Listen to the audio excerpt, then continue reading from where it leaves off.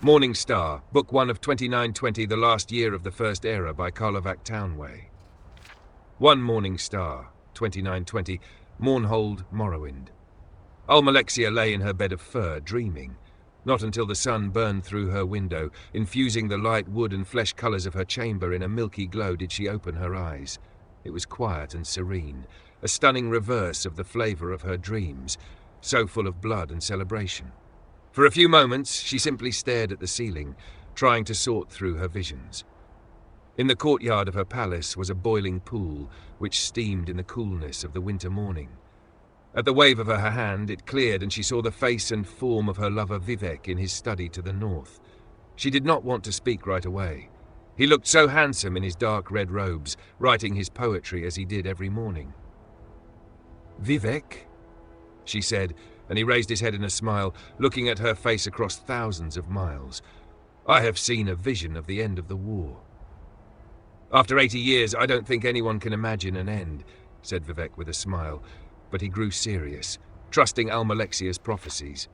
"Who will win, Morrowind or the Cyrodiilic Empire?" "Without Sothasil in Morrowind, we will lose," she replied. "My intelligence tells me the Empire will strike us to the north in early springtide, by first seed at the latest. Could you go to Artaeum and convince him to return?" "I'll leave today," she said simply. 4 Morning Star, 2920, Gideon, Black Marsh. The Empress paced around her cell. Wintertide gave her wasteful energy, while in the summer she would merely sit by her window and be grateful for each breath of stale swamp wind that came to cool her. Across the room, her unfinished tapestry of a dance at the Imperial Court seemed to mock her. She ripped it from its frame, tearing the pieces apart as they drifted to the floor. Then she laughed at her own useless gesture of defiance. She would have plenty of time to repair it and craft 100 more. The Emperor had locked her up in Castle Giovese 7 years ago, and would likely keep her here until he or she died. With a sigh, she pulled the cord to call her knight, Zook. He appeared at the door within minutes, fully uniformed as befitted an Imperial Guard. Most of the native Kothringi tribesmen of Black Marsh preferred to go about naked, but Zook had taken a positive delight to fashion.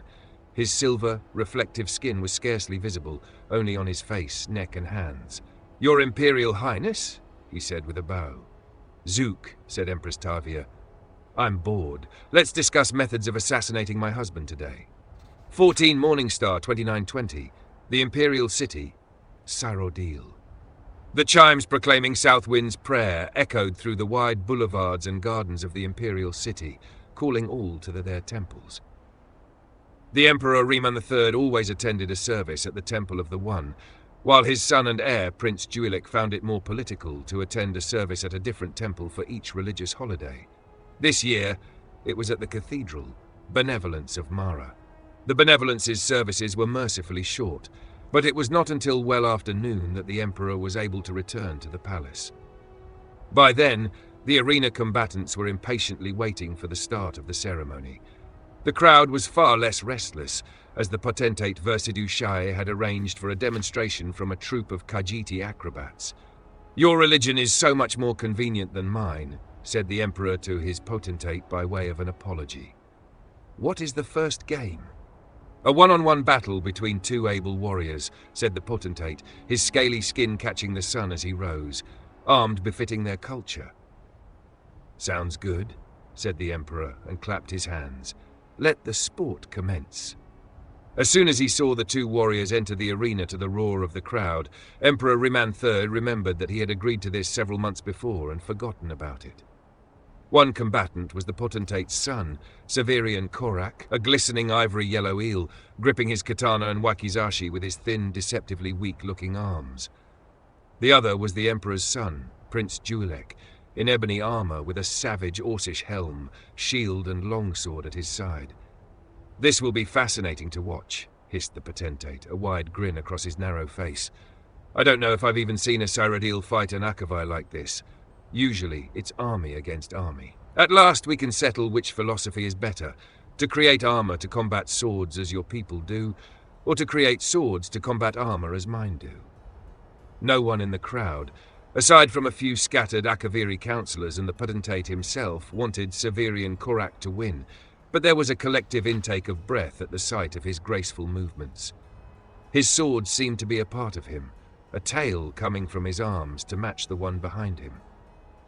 It was a trick of counterbalance, allowing the young serpent man to roll up into a circle and spin into the center of the ring in offensive position. The prince had to plod forward the less impressive traditional way. As they sprang at each other, the crowd bellowed with delight. The Akaviri was like a moon in orbit around the prince, effortlessly springing over his shoulder to attempt a blow from behind, but the prince whirled around quickly to block with his shield. His counterstrike met only air as his foe fell flat to the ground and slithered between his legs, tripping him. The prince fell to the ground with a resounding crash. Metal and air melted together as Severian Korak rained strike after strike upon the prince, who blocked every one with his shield. "We don't have shields in our culture," murmured Versidue to the emperor. "It seems strange to my boy, I imagine. In our country, if you don't want to get hit, you move out of the way." When Severian Korak was rearing back to begin another series of blinding attacks, the prince kicked at his tail, sending him falling back momentarily. In an instant he had rebounded, but the prince was also back on his feet. The two circled one another until the snake man spun forward, katana extended. The prince saw his foe's plan and blocked the katana with his longsword and the wakizashi with his shield. Its short punching blade impaled itself in the metal, and Severian Korak was thrown off balance. The prince's long blade slashed across the Akavir's chest, and the sudden intense pain caused him to drop both his weapons. In a moment, it was over. Severian Chorak was prostrate in the dust with the prince's longsword at his throat. "The game's over," shouted the emperor, barely heard over the applause from the stadium. The prince grinned and helped Severian Korak up and over to a healer. The emperor clapped his potentate on the back, feeling relieved. He had not realized when the fight had begun how little chance he had given his son at victory. "He will make a fine warrior," said Versidue, "and a great emperor." "Just remember," laughed the emperor, "you Akaviri have a lot of showy moves, but if just one of our strikes comes through, it's all over for you." "Oh, I'll remember that," nodded the potentate.